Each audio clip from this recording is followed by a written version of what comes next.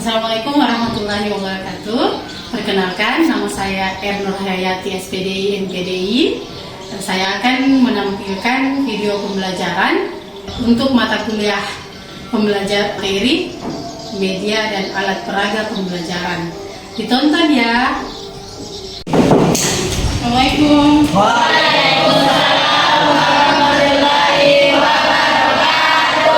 Assalamualaikum warahmatullahi wabarakatuh. Waalaikumsalam warahmatullahi wabarakatuh. Alhamdulillah, serta salawat dan salam tercurah kepada baginda Rasulullah sebagai prototipe umat manusia hingga akhir zaman. Ini kita akan membahas tentang seperti yang sudah dilihat di layar, itu tentang media dan alat peraga dalam pembelajaran baik. Teman-teman sekalian, kenapa mesti di pembelajaran baik saya saksikan? Karena teman-teman ini adalah calon guru baik. Oke, tapi sebelum saya masuk, tidak elok rasanya kalau saya tidak membuat sedikit pantun. Anak tampan makan mangga kue nih.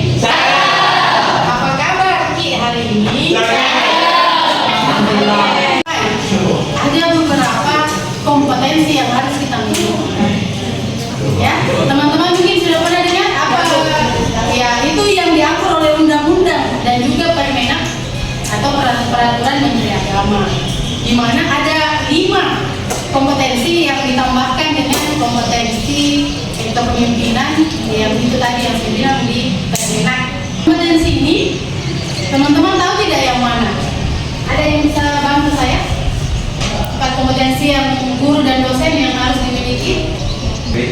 Tapi bukan yang itu, itu juga bisa. Kompetensi sikap. Kalau dalam undang-undang itu namanya kompetensi kepribadian. Tapi belum itu, yang pertama itu adalah bagaimana kita kompetensi itu bagaimana kita memiliki ilmu tentang bagaimana cara mengajar. Yang kedua itu ada yang namanya kompetensi profesional.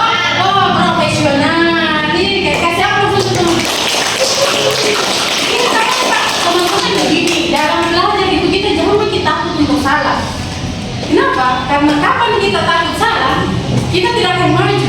Harus selesai ngomong walaupun itu salah. Dan kami itu sebagai pendidik itu tidak pernah menyalahkan Anda ketika Anda menyebutkan kesalahan. Kenapa? Karena itu fungsinya kita belajar. Nah, saya lanjutkan yang ketiga. Kompetensi apa lagi yang kira-kira yang tadi kan sudah 3 kita sebutkan. 4, Pak. Kompetensi pedagogi, kompetensi profesional, kompetensi apa lagi kepribadian, apa lagi yang disebutkan? Kompetensi sosial. Nah, kira sama saya padahal sudah benar. Kompetensi sosial itu adalah bagaimana interaksi kita dengan siswa, dengan tendik, dengan sesama guru, dengan sesama dosen, dengan orang-orang yang di luar dari situ. Itu yang dimaksud, teman-teman. Kalau kompetensi ekonomi profesional itu adalah kompetensi di mana seorang guru atau dosen itu harus wajib menguasai materi yang diajarkan, termasuk dengan hal-hal yang berkenaan dengan itu. Nah, pertanyaan saya, kira-kira masuk kemana ini? Kompetensi media dan alat peraga dalam pembelajaran baik. Profesional. Tapi kayaknya kurang fokus. Saya mau ajak di briefing beda. Sorry.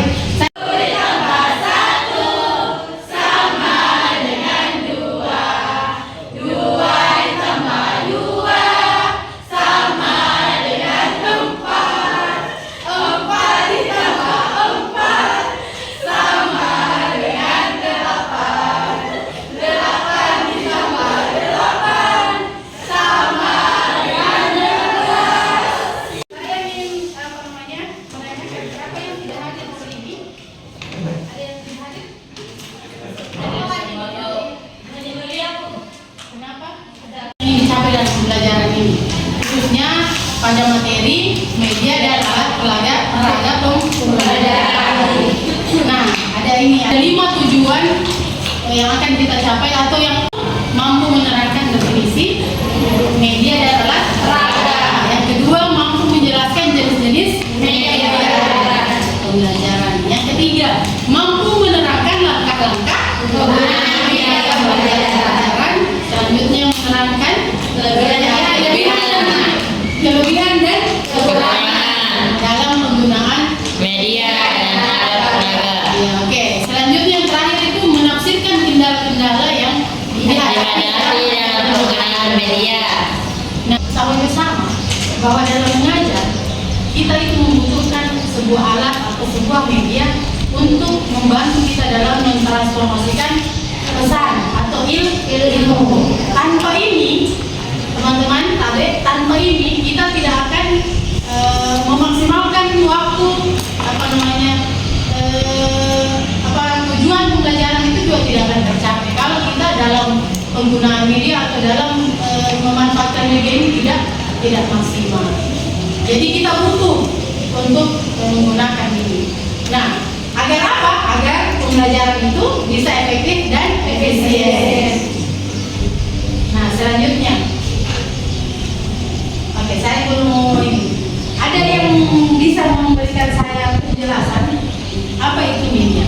Pembelajaran ya. Kita tidak berbicara yang lain dulu dalam pembelajaran. Pembelajaran itu artinya proses interaksi dua arah antara pendidik sama dengan oke, siapa namanya? Iya, dia. Silakan ya dia. Media adalah alat pelajaran yang dapat digunakan dalam pembelajaran seperti papan tulis, video. Sedangkan kalau alat peraga itu individunya Kalau ibu sekarang pakai media itu yang mana? komputer sama LCD. Oh iya, komputer sama LCD. Terus alat peraga apa? Manusianya sendiri. Oke. Ada yang lain? Terima kasih ya. Terima kasih atas feedbacknya. Ya, siapa? Ya, oke, silakan ya. Silakan. Terima kasih. Media adalah alat perantara yang menggunakan untuk penyampaian dari guru ke murid yang itu berupa dalam bentuk video, PPT dan lain-lain. Sedangkan alat peraga itu adalah sebagai alat untuk bisa mempermudah pemahaman murid. Contoh kita dalam bicara contoh di dalam pembelajaran IPA ada itu kerangka manusia. Cara tentang fisiknya itu bahan benda. Nah, teman-teman yang ada di ujung sana, kita perlu memahami bahwa alat itu berbeda dengan medianya. Kalau tadi ada yang mengatakan bahwa komputer, laptop, sama LCD itu adalah media, itu kurang tepat. Nah, yang lebih tepat itu adalah kita berbicara tentang video. Kalau berbicara media, video, apalagi PPT-nya atau PowerPoint, apalagi tape recorder kalau memang dia berupa media audio. Nah, teman-teman bisa membedakan dari pengertian ini. Nah, media pembelajaran itu diartikan sebagai perantara, ya, alat bantu untuk menyampaikan pesan. Oke? Nah, sementara mencakup media itu mencakup segala sesuatu yang merangsang pemikiran. Nah, makanya kita sebagai guru itu mesti menghadirkan media sebenarnya, karena media ini membantu kita dalam memberikan penafsiran, memberikan persepsi terhadap apa yang kita mau sampaikan. Alat fisik tapi juga mencakup manusia, peristiwa seperti piagam Madinah, itu juga bisa dijadikan media pembelajaran. Walaupun itu sudah tidak kita lihat, tapi peristiwa tersebut itu kita bisa jadikan media sebagai media pembelajaran. Bagaimana caranya kita jadikan media? Ya bisa diulas kembali itu apa isi perjanjian piagam Madinah. Ya, karena sejatinya di piagam Madinah itu sejatinya praktek moderasi beragama itu sudah lama sebenarnya sebelum Indonesia ini mempraktekkan itu. Peraga didefinisikan sebagai semua benda yang digunakan, ya, dalam proses belajar untuk merangsang perhatian sehingga mereka bisa memahami materi. Ya. Nah, fungsi utama alat peraga.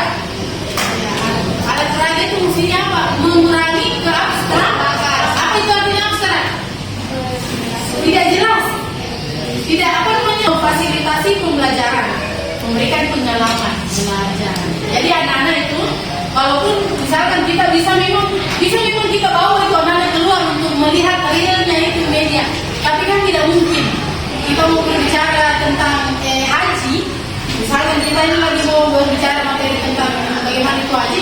mungkin kita pergi di Madinah untuk kemudian menjelaskan itu Pak. Cukup ada miniatur Ka'bah, lalu kemudian kita bisa ya apa istilahnya kita harus berputar ya. Sebulan siswa. Ya supaya ini tidak jenuh dia itu siswa apalagi kalau tidak merawat.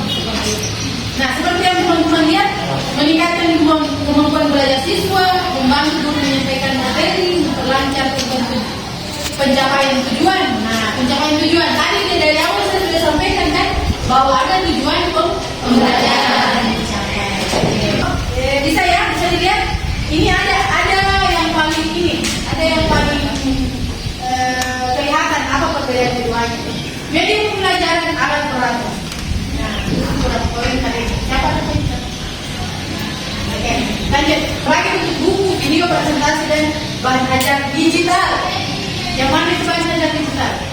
Saudara sini. Digital. HP. Nah, boleh media YouTube, media TikTok, apa lagi? Facebook. Zoom meeting dan lain-lain. Oke. Nah, kalau alat peradanya seperti gambar, alat yang dapat dipegang atau berupa alat yang bisa dipegang. Nah, yang kedua lebih interaktif, siswa dapat berpartisipasi dalam proses pembelajaran. Kalau untuk alat peradanya, dia cenderung statis, lebih sedikit interaksi dari siswa. Terus mengandung elemen multimedia berupa suara, gambar, dan video. Selanjutnya, biasa tidak memiliki elemen multimedia atau fokus pada visualisasinya. Jadi kita tidak perlu itu menghayal. Kalau alat peraga itu karena sudah ada bisa dilihat dan langsung dipegang. Terakhir dapat diakses melalui berbagai platform media sosial. Pada akses fisik hanya tersedia dalam jumlah yang terbatas di kelas. Kalau media tidak. Media pembelajaran memberikan pengalaman belajar. Teman-teman sekalian, pengalaman belajar masing-masing kita itu kan berbeda. Itu tentunya dari kompetensi atau potensi yang Anda miliki. Yang Anda miliki itu berupa modal belajar namanya. Itu tadi yang saya maksud, ada audio, ada visual, dan ada estetik. Nah, memilih antara keduanya tergantung pada tujuan pembelajaran. Sedangkan alat peraga memberikan visualisasi yang nyata, membantu memahami konsep secara langsung. Memilih antara keduanya adalah tujuan. Tergantung tujuan pembelajaran. Nah, sekarang jenis media. Sekarang, ketika ada tiga ini potensi atau gaya belajar, maka jenis media itu mesti menjawab itu. Ya, kenapa? Karena kapan tidak matching, orang yang audio dikasih yang orang yang video atau berupa gambar, hanya gambar doang, baru tidak ada audio suaranya, kira-kira bisa tidak? Nah, jadi siapa yang bisa kasihkan? Siapa yang bisa kasih di sini pendapat bahwa jenis media itu terbagi ada berapa saja? Audio. Penggabungan antara keduanya. Apa lagi namanya? Media? Audio. Visual. Ya. Berupa apa itu biasanya? Video. Langkah-langkah dalam memilih media dengan mempertimbangkan. Yang pertama, tujuan pembelajarannya apa? Berapa tujuan tak? Itu yang harus kita pertimbangkan. Nah, selanjutnya karakteristik siswa. Ini yang lebih penting. Kenapa tadi saya sebutkan bahwa dalam diri seorang manusia atau seorang peserta didik itu dia memiliki gaya belajar, dan itu adalah karakteristik. Harus mempertimbangkan itu. Saya maklum, saya yakin di ruangan ini ada orang yang audio, ada orang yang visual, dan ada bahkan kedua-duanya. Nah, jadi sasaran pembelajaran itu berupa siapa? Siswa atau mahasiswa. Kalau saya bilang peserta didik itu sudah berarti siswa, sudah berarti mahasiswa. Karakteristik materi. Nah, karakteristik materi ini dalam memilih media itu mesti mempertimbangkan ini. Kenapa?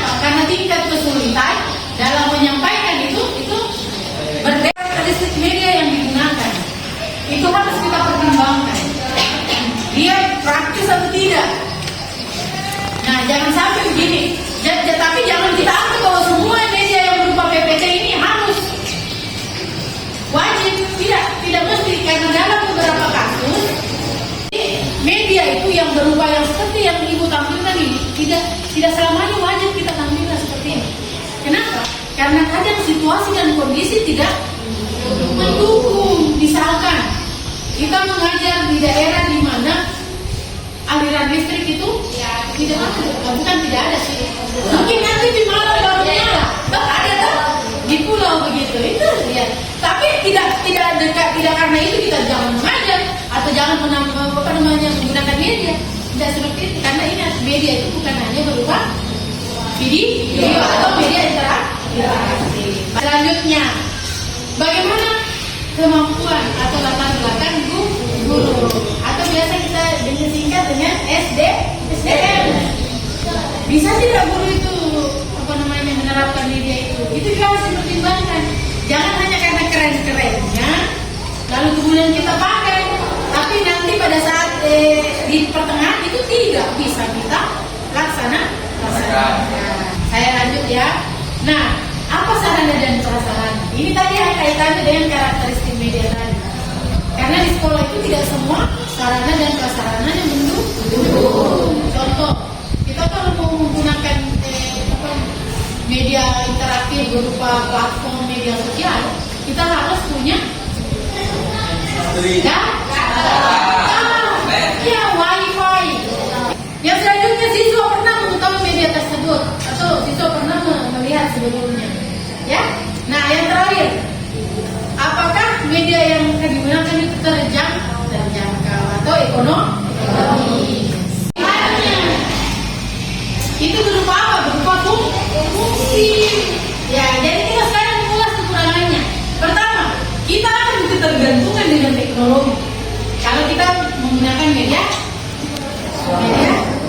tadi interaktif dengan menggunakan platform media sosial.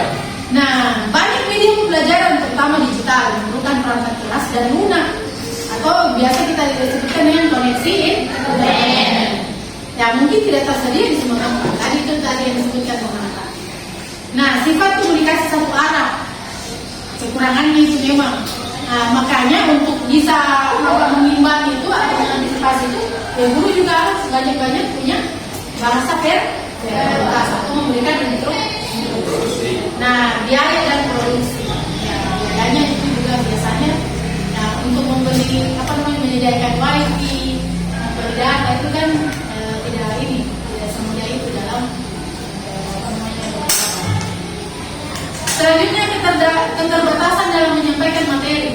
Nah, ini juga kekurangannya. Kalau guru hanya menampilkan ini lalu kemudian tidak bisa menerangkan itu kekurangannya itu kalau menggunakan media.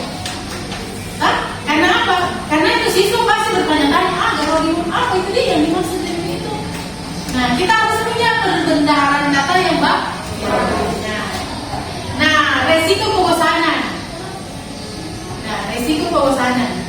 Nah, kadang teman-teman pasti jadi pakai BPD terus. Sekali-sekali pakai yang lain ke TikTok atau apa. Iya, memang seperti itu. Untuk yang terakhir kan tadi belum terjawab. Ya berupa kendala-kendala yang dihadapi dalam penggunaan media. Jadi tabel kan bagi di 3 kelompok. Silakan kita berdiskusi. Saya kasih waktu 5 menit saja untuk teman-teman mendiskusikan. Kira-kira kendala-kendala apa yang dihadapi dalam penggunaan media pembelajaran. Oke, silakan. Kami silakan sediakan ya. Yang ketiga apa nama kelompok tak? Apa sih itu kendala atau apa? Oke, silakan untuk kelompok 2. Perkenalkan, nama kelompok kami Deber. Silakan. Siapa kita? Ultimate. Apa itu Deber?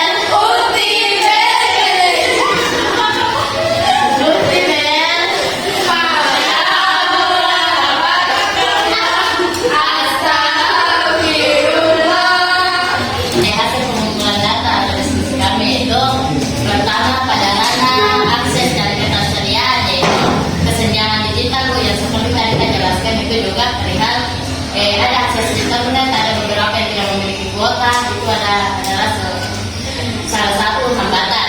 Kemudian pada ranah biaya juga biaya juga mempengaruhi.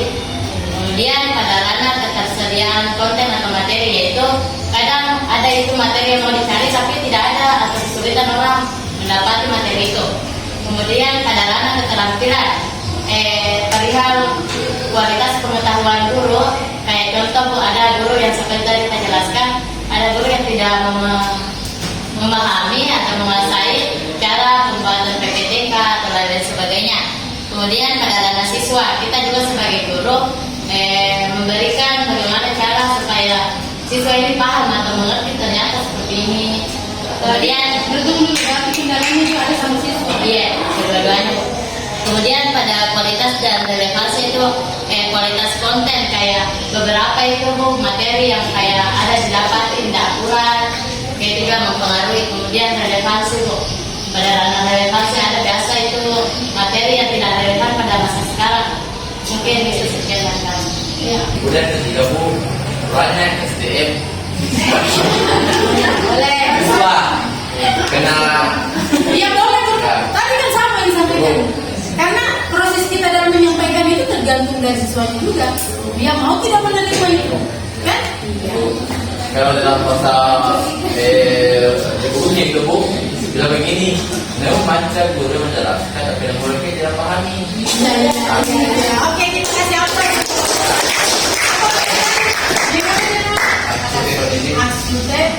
Akan studi kognitif. Oke. Ya untuk menghilangkan kegelapan kita memang harus ada pencerahan dari ilmu pengetahuan. Oke, kita kasih apa? Memang, oke, aliran listrik itu bisa menjadi kendala. Tapi itu tidak mesti juga menjadi kendala kalau ingat ya, penggunaan media itu bukan hanya berupa media video saja, interaktif seperti itu. Kita bisa menggunakan media gambar. Media gambar kan tidak perlu aliran listrik. Makanya tiga tadi jenis media itu ya, media audio, media visual, dan media audio visual. Lalu bagaimana orang bertanya begitu? Lalu bagaimana siswa yang punya gaya belajar audio? Ya, silahkan gurunya yang memberikan penjelasan. Itu dia. Saya kira itu ya. Terima kasih kepada semua. Kesimpulannya adalah berbicara tentang definisi media dan alat peraga. Secara sederhana kita bisa mengartikan komunikasi untuk menyampaikan pesan atau materi. Saya ulangi, sarana untuk menyampaikan pesan atau materi. Ingat ya, tujuan kita dalam mendidik itu bukan hanya pada persoalan pengajaran, tapi juga adalah persoalan transfer nilai. Dalam proses pengajaran kita harus mampu menyampaikan ide kita. Jangan cuma cerdas di gurunya, tapi harus juga sampai di siswanya.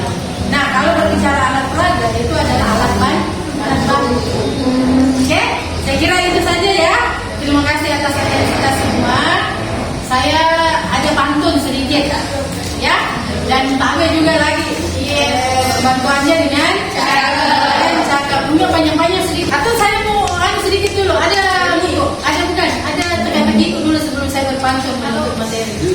Mobil apa yang bikin galau? Oh,